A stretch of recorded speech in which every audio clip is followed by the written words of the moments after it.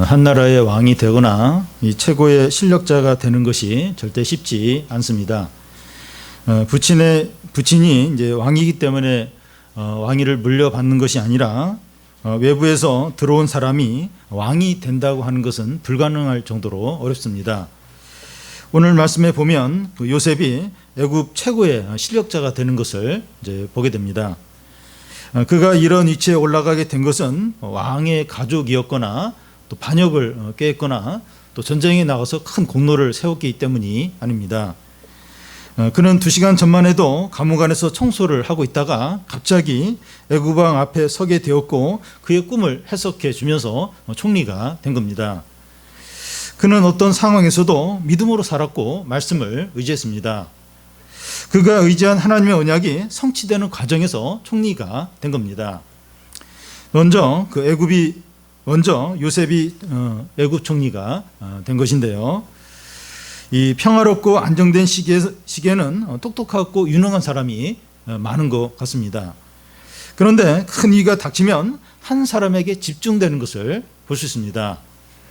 유일한 대안이 되는 이 사람은 자기를 알아달라고 광고를 하거나 아부를 할 필요가 없습니다. 모든 사람들이 그를 주목하면서 그에게 도움을 청하기 때문입니다. 딱 위기가 닥치면 딱 한 사람에게 싹 몰려요. 그러면 그 사람이 이제 딱 높임을 받으면서 어떤 역할들을 하게 됩니다. 요셉을 통해서 밝혀진 이 바로의 꿈은 축복이면서 동시에 위기였습니다. 바로 왕과 신하들은 요셉의 꿈 이야기를 듣고 꿈 해석을 듣고 다 좋아합니다. 31절에서 41절까지 37절에서 41절까지 한 절씩 교대를 읽겠습니다. 바로와 그의 모든 신하가 이 일을 좋게 여긴지라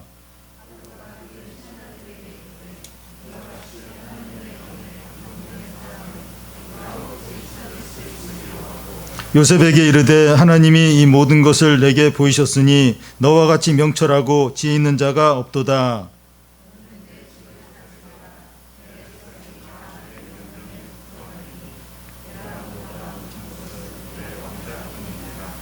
바로가 또 요셉에게 이르되 내가 너를 애굽 온 땅의 총리가 되게 하노라 하고. 바로 왕이 그 요셉을 총리로 삼아 온 나라의 일을 맡기고 절대적인 권한을 주는 이유가 무엇입니까? 요셉은 하나님의 영에 감동된 자이기 때문입니다. 요셉처럼 명철하고 지혜 있는 자가 없다는 겁니다. 요셉은 감옥에서 처음 나와서 바로 왕 앞에 섰을 때 왕이 너는 꿈을 들으면 잘 푼다 하더라 이래 하니까 저는 꿈을 해석하지 못하고 하나님이 꿈을 해석할 수 있다고 대답했습니다. 자기는 아무것도 아니고 하나님이 대단한 분이라고 분명히 했습니다. 그렇게 말한 후에 요셉은 바로의 꿈을 해석해서 하나님의 뜻이 무엇인지 분명하게 이야기를 해줍니다. 그러자 그 해석을 들은 바로 왕과 신하들이 요셉과 함께하는 하나님을 강하게 느끼게 됩니다. 요셉의 지혜로운 점은 자기를 사람들에게 나타내려고 한 것이 아니라 하나님을 나타내려고 했다는 겁니다. 이렇게 하는 것 때문에 사람들에게 미움과 조롱을 당하기도 하지만 이것 때문에 신뢰와 영광을 받게 됩니다. 이것이 믿음의 사람들의 공통점이에요. 자기를 자꾸 피하라고 자기를 이렇게 자랑하고 사람들에게 자기를 각인시키는 것이 아니라 하나님을 자꾸 나타내. 자기보다도 하나님. 이게 이제 믿는 사람들의 공통점입니다. 여러분, 우리는 그 세상에서 너무 위축이 되어서 하나님을 나타내는데 소극적일 때가 있습니다.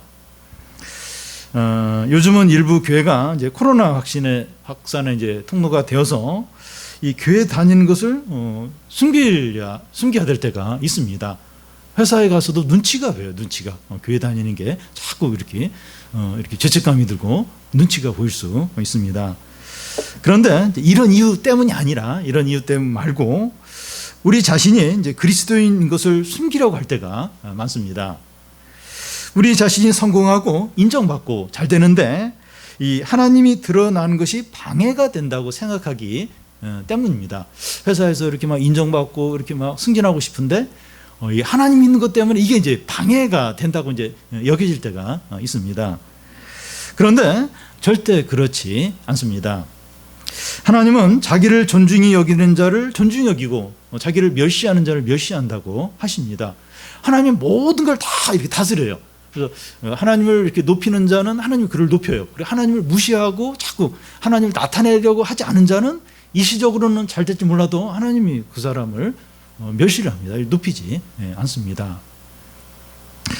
요셉처럼 하나님을 높이면 하나님도 그를 높여요. 실제 그러냐? 요셉의 삶이 그걸 증거합니다. 여러분, 우리를 통해서 하나님이 나타나는 것이 복음 전파예요. 예수 믿으라. 그것도 복음 전파지만 우리를 통해서 하나님이 나타나는 거, 이게 이제 복음 전파입니다. 입으로만이 아니라 삶을 통해서 하나님의 살아계심과 능력과 사랑을 나타내는 게 진정한 전도입니다. 신앙은 신앙이고 공부는 공부고 또 취업은 취업이고 직장생활은 직장생활이고 그게 아니라 하나예요. 하나. 믿음과 이게 직장생활, 믿음과 공부, 믿음과 어떤 취업, 하나예요. 이게 하나입니다. 공부나 사업이나 자녀 양육을 믿음으로 할 때 하나님도 드러나고 우리도 존귀게 됩니다. 하나님께서 이렇게 하시는 거죠. 이렇게 하십니다. 우리가 어느 때보다도 참 말씀대로 살아야 된다. 진짜 믿음으로 살아야 된다 하는 때가 지금이 아닌가 생각됩니다. 서울의 한 교회와 그 담임 목사 때문에 참 사회가 큰 피해를 보고 교회가 지금 얼마나 비난을 받는지 모릅니다. 그러니까 이렇게 교회 이렇게 예배드리고 모임하다가 부주의로 이제 이렇게 감염이 돼 이제 그런 차원이 아니라 참 이렇게 몰지각한 어떤 때문에 너무 이제 이렇게 사회가 이렇게 좀 손해를 보고 고통을 당하고 또 교회까지 기독교까지 지금 엄청나게 비난과 욕을 먹고 있습니다. 교회나 목사나 이 성도가 말씀에서 떠나게 되면 이렇게 돼요. 이렇게 그 역사를 보면 교회 역사를 보면 이스라엘 백성들도 그랬어요. 이렇게 믿음에서 떠나면 이 세상 사람들 다 못한 거예요. 확실히 못한 거예요. 그러니까 참 이 세상 사람들의 발에 밟힐 수밖에 없는 겁니다. 그러니까 바른 믿음에서 떠나면, 은혜에서 떠나면 이렇게 돼요. 훨씬 못하게, 훨씬 보통 사람보다 안 믿는 사람보다 훨씬 못하게 되어버립니다. 교회의 신뢰를 회복하고 하나님을 증거하는 길은 다른 게 아니에요. 그냥 말씀대로 사는 거예요. 믿음대로 사는 겁니다.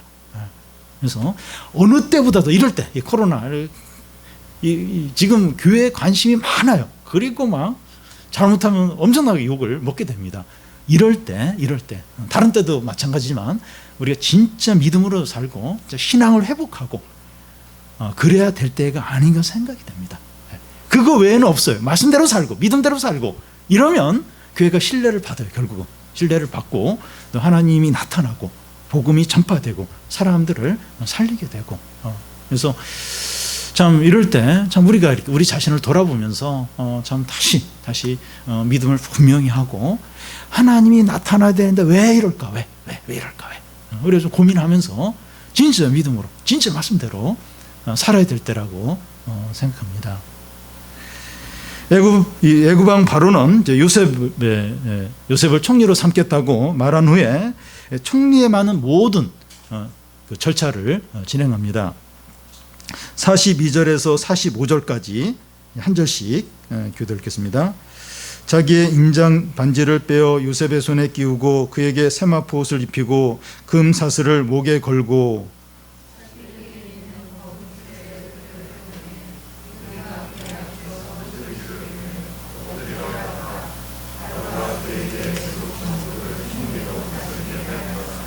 바로가 요셉에게 이르되 나는 바로라 애굽 온 땅에서 내 허락 없이는 수족을 누릴 자가 없으리라 하고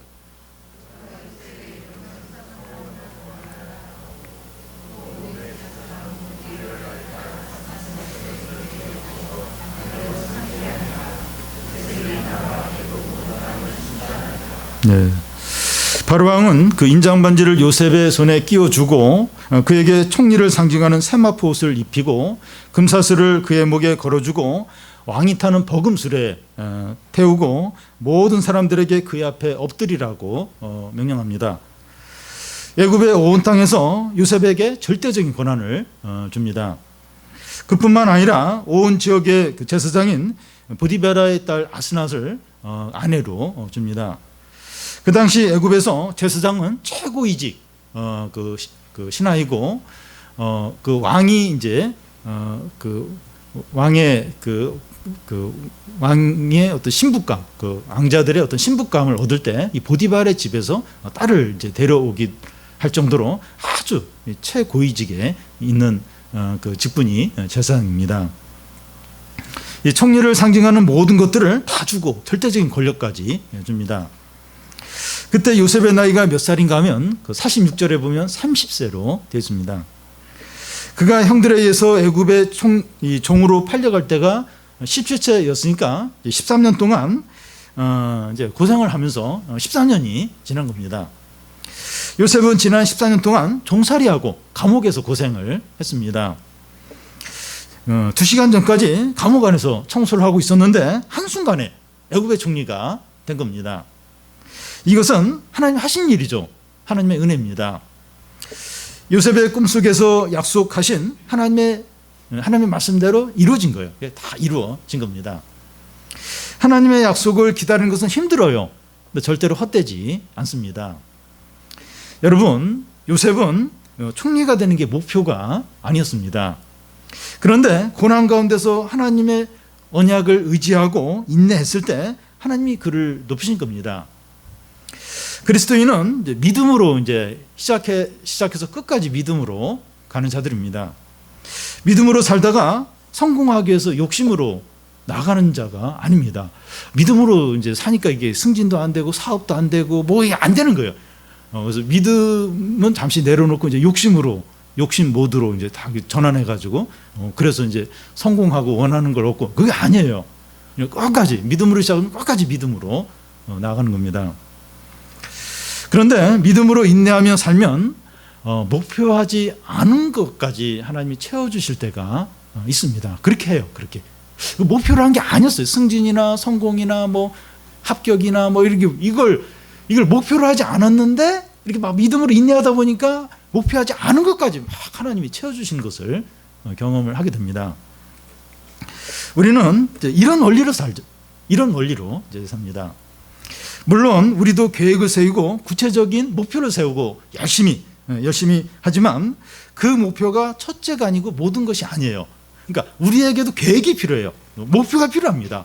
뭐 어디 뭐 합격, 또 어디 뭐 어느 정도의 뭐 어디 승진, 또 무슨 사업의 어떤 계획들, 구체적인 목표와 계획이 있어야 돼요. 근데 그게 첫 번째고 그게 모든 게 아니라는 거예요. 그러니까 믿지 않는 사람은 그게 첫 번째, 그게 모든 거예요. 근데 우리는 그걸 목표로 세우지만, 그런 계획을 세우지만 그게 첫 번째가 아니에요. 그게 모든 것이 아닙니다. 하나님의 뜻과 하나님의 영광이 첫 번째죠. 내 믿음을 잘 지키고, 이게 이제 첫 번째예요. 이게 첫 번째고, 구체적인 목표를 위해서는 최선을 다하는 것, 성실하게 최선을 다하는 겁니다. 우리의 필요한 것들은 하나님께 다 맡기는 거, 결과, 그 어떤 결과는 다 맡기는 거예요. 필요도 하나님께 맡기면서 성실하게 최선을 다하고 하나님의 뜻을 제일 우선적으로 이제 구하는 거죠. 그러면 그 결과, 그 뭐 필요, 그 어려움들은 하나님이 책임져 주십니다.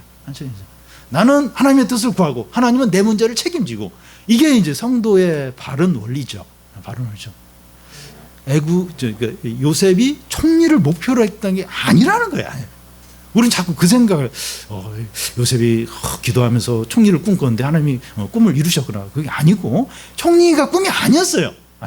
그런데 이제 하나님이 그 목표로 하지 않은 것까지 주시는 거죠. 그런데 우리가 이제 믿음으로 산다고 해서 요셉처럼 다 높아지는 게 아닙니다. 믿음으로 살면 다 이렇게 높아지는 건가? 그건 아니에요. 만약 요셉처럼 높아지고 싶다면 요셉처럼 고생하고 어려움을 당해야 됩니다. 그만큼 높아지려면 그만큼 어떤 면에서 낮아져야 돼요. 우리 가운데 요셉처럼 되기 위해서 요셉처럼 낮아지고 고난당하고 그러고 싶은 사람은 아무도 없어요. 그러니까 요셉이 높아진 건 좋은데, 그렇게 되고 싶은데 요셉처럼 고난받고 이런 낮아지고 이건 원치 않을 겁니다. 우리는 신앙생활 하면서 다른 사람과 비교하지 않아야 돼요. 누구는 이런 복을 받았고 저런 선물을 받았는데 나에게는 왜 그런 것이 없을까? 하지 않아야 됩니다. 믿는 부모들도 자꾸 그런 부분이 생길 수 있는데 자꾸 자녀가 비교가 되는 거예요. 부인들은 혹은 남편이 이렇게 비교가 될 수 있고, 또 막 집들이 비교가 될 수도 있고 차가 비교가 될 수도 있고 자꾸 비교를 자꾸 이제 할 수가 있어요. 근데 그렇지 않도록 이제 하는 겁니다. 우리 각자가 믿음으로 살 때 하나님은 각 사람을 높이시고 존귀하게 하십니다. 그러니까 각 사람에게 이렇게 합당하게 존귀하고 또 이렇게 높이십니다. 하나님은 각 성도들을 다 다르게 고난도 주시고 다르게 사용하시고 다르게 높이십니다. 각 사람에게 다 다르게 고난도 달라요. 저기 보면 좀 이렇게 기질이 세고 고집이 센 사람은 또 이렇게 고난도 좀 더 센 고난을 이렇게 주시고 그러면서 또 이제 높이는 것도 좀 많이 높이시고 근데 이렇게 좀 이렇게 그냥 온순하고 이렇게 좀 이렇게 그런 사람은 고난도 조금 약하고 또 높이는 것도 좀 약간 높이고 꼭 그런 건 아닌데 그런 것 같아요. 그러니까 굉장히 기질이 강한 사람은 좀 또 고생을 또 많이 하고 또 이렇게 또 많이 또 하나님 또 이렇게 높여서 변화시켜서 많이 사용하고 그런 어떤 그런 게 좀 그래서 어쨌든 다른 겁니다. 하나님은 이제 획일적으로 이렇게 하지 않으시고 각 사람에게 가장 적당하게 최선의 것을 주십니다. 현재 우리의 상황과 누리는 것들이 이제 하나님이 볼 때 가장 적합하고 최상입니다. 우리가 볼 때는 불만이 많을 수 있어요.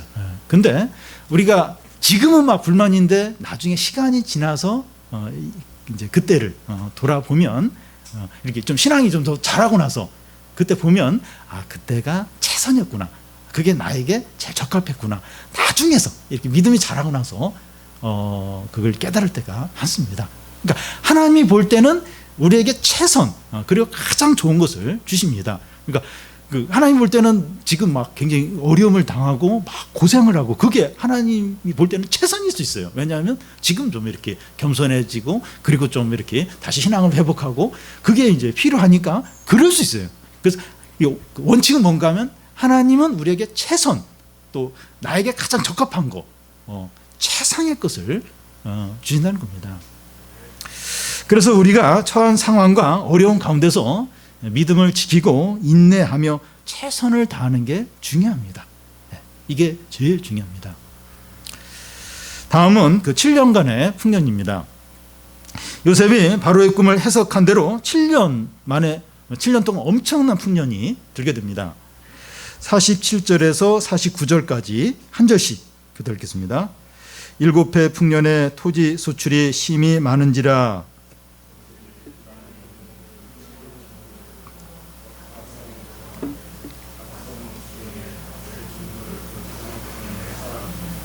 쌓아둔 곡식이 바다 모래같이 힘이 많아 세기를 그쳤으니 그 수가 한이 없음이었더라.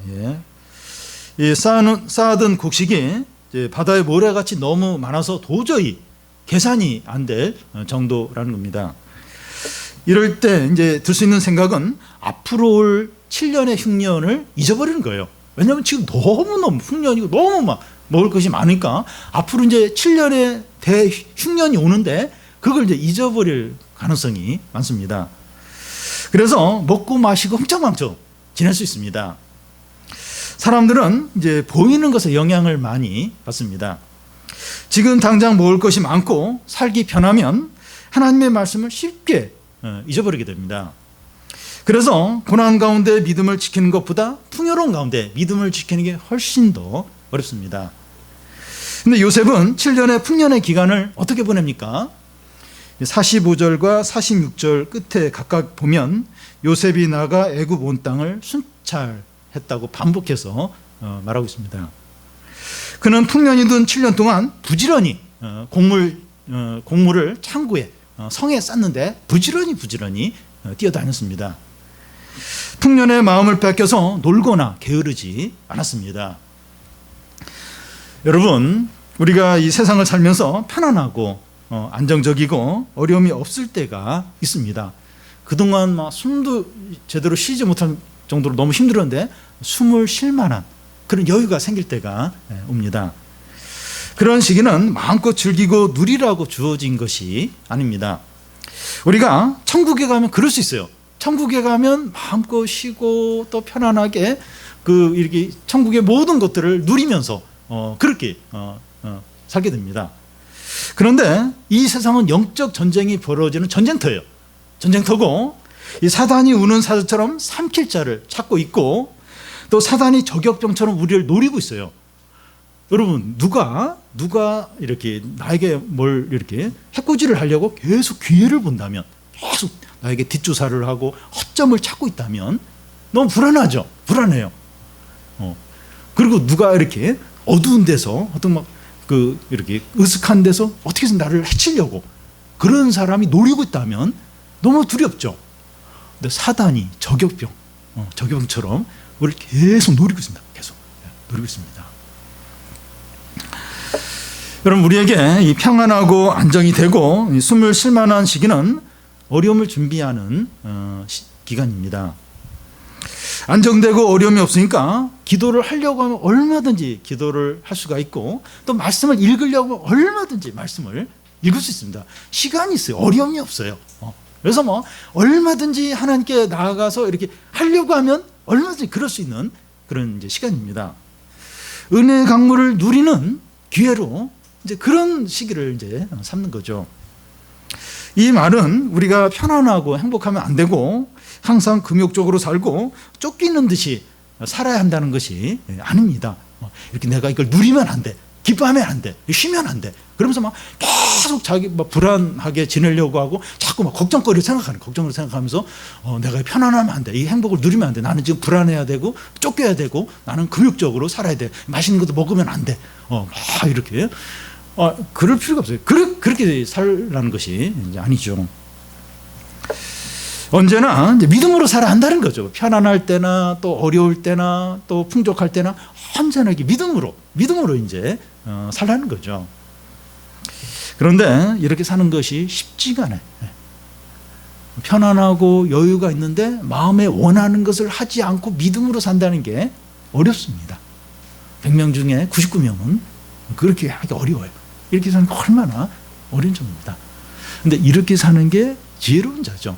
왜냐하면 이 세상에서는 지금은 평안하고 안정인데 언제 또 어려움이 오고 위기가 오고 유혹이 올지 모릅니다. 그러니까 여기는 영적 전쟁터니까 좀 쉬더라도 좀 어느 정도 쉬고 다시 좀 이렇게 절제하고 다시 또 이제 자신을 돌아보고 계속해서 이렇게 좀 영적으로 깨어 있으려고 하고, 그러면서 또 좀 쉴 수 있으면 쉬고, 그게 이제 지혜로운 자죠. 지혜로운 자입니다. 그런데 어리석게 되기가 너무나 쉬워요. 마음이 팍 풀어지고 이게 전부인 것처럼, 여기가 천국인 것처럼 그러기가 얼마나 쉬운지 모릅니다. 그런데 하나님이 이런 여유를 주고 이런 좀 또 숨을 쉴 만한 그런 시간들을 주고 그래 좀 여유를 좀 즐기자, 좀 이렇게 누리자. 근데 이게 전부가 아니다. 다시 좀 긴장을 해야 된다, 절제해야 된다. 이러면서 이렇게 지혜로운 자죠. 7년의 풍년의 기간에 요셉의 가정에 자식의 풍년도 주십니다. 50절에서 52절까지 한 절씩 교도 읽겠습니다. 흉년이 들기 전 요셉에게 두 아들이 나되 곧 온의 제사장 보디베라의 딸 아스낫이 그에게 낳은지라.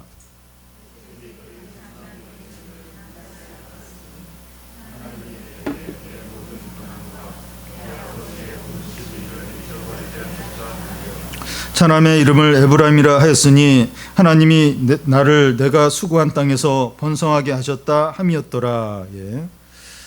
요셉이 이 제사장의 딸 아스나를 통해서 첫째 아들을 낳는데 그의 이름이 므낫셋이라고 짓습니다.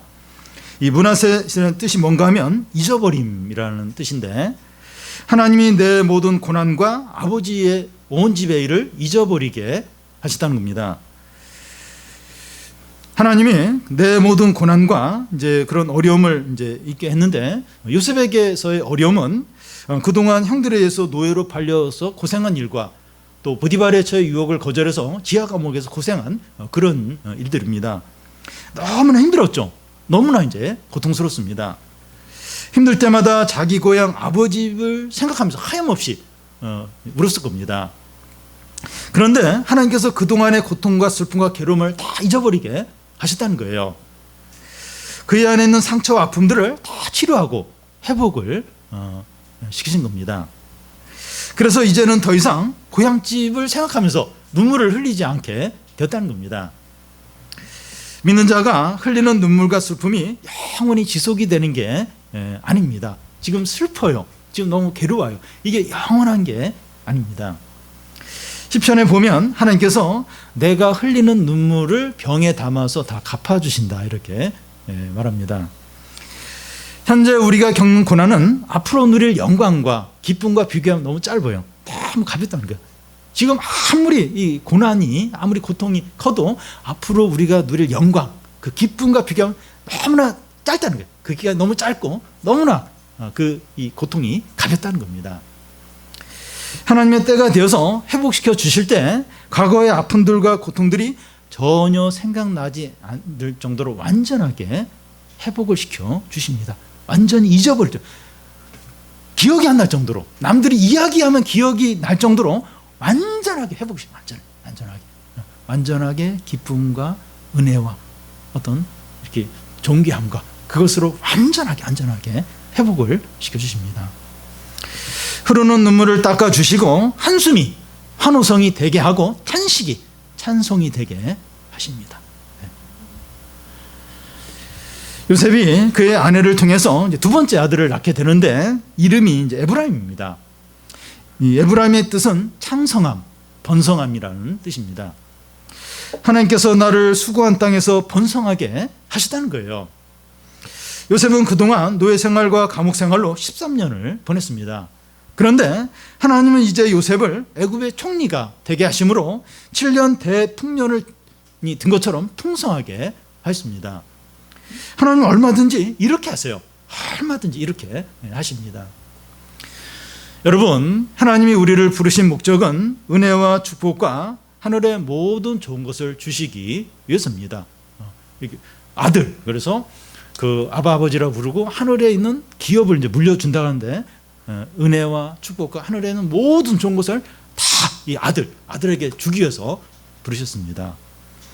하나님은 인색한 분이 아니라 너무나 풍성하시고 부유하십니다. 너무나 큰 부자이세요. 너무나 풍성합니다. 현재 우리의 고통과 어려움이 영원한 것이 아니고 이 모든 것을 다 잊도록 회복시키고 영광스럽게 할 때가 반드시 옵니다. 그런 때가 이 세상을 살면서 올 수도 있고 우리가 살면서 이 땅 우리가 살면서 죽기 전에 그때가 올 수도 있고 그렇지 않다면 우리가 주님 앞에 갔을 때 훨씬 더 큰 영광과 존귀와 풍성함으로 주십니다. 우리가 죽기 전에 그걸 누릴 수도 있고 그때까지 안 온다면 주님 앞에 갔을 때 세상에서 누릴 수 있는 것보다 훨씬 더 큰 영광과 존귀와 훨씬 더 좋은 것으로 풍성하게 넘치도록 주십니다. 여러분, 우리에게 이런 확신이 없다면 우리는 너무나도 비참하게 돼요. 만약 우리가 이 세상을 전부로 여기고 하나님의 선물을 바라보지 않는다면 우리는 가장 불쌍하고 불행한 자가 됩니다.